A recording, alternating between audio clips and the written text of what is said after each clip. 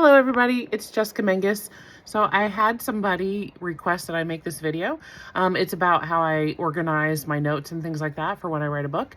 And just if it's helpful for you, I hope it is. And obviously there is no right or wrong way to organize yourself when you're writing a book, but this is just what I do. So before I start writing, I usually do a few months of research depending on what kind of book I'm writing. I'm all fiction. I write all fiction, but some of them things that I do are either historical fiction or futuristic and things like that. So I want to do as much research as possible so that I know what I'm delving into. So I have several notebooks. The first one is just, and they're all like composition notebooks like this. This one is just got writing in it. So sometimes I do a lot of my writing by hand, especially if I'm out and about. This notebook has a lot of notes about like my prose or about grammar or just helpful hints with writing in general. And then I have a research notebook. So this one is a little messy because it's the most used one of all my notebooks. So in this page, you can see these are my genealogies of all the characters, of like how old they were when they died, how old they were when they had their first son.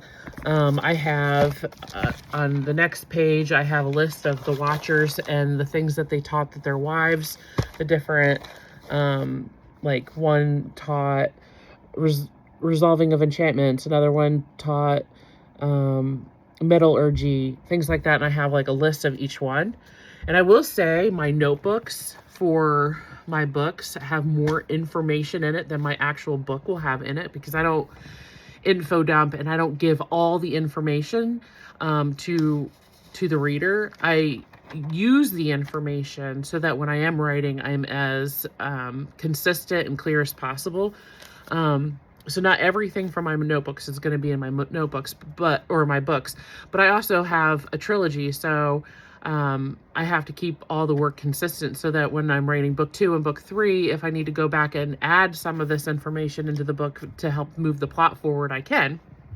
So I also have like lists of characters, ages, how tall they are, different characteristic types. I have outlines of my story, and here I have just a basic story outline and then the description of the world, and I have outlines of the world.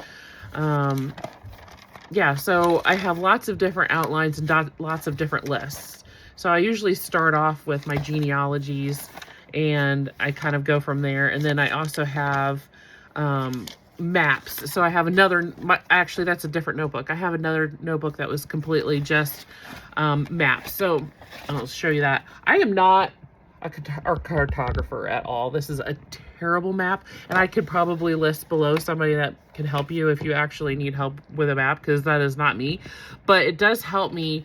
So if they start in one city, then I can kind of tell you if they're going east or west and north or south, and I'm not changing that throughout the story or the trilogy of my books. So it helps with my consistency if I have maps on hand. My last book I had was written in a real town, Franklin, Indiana. And I just used maps of the town, the actual town.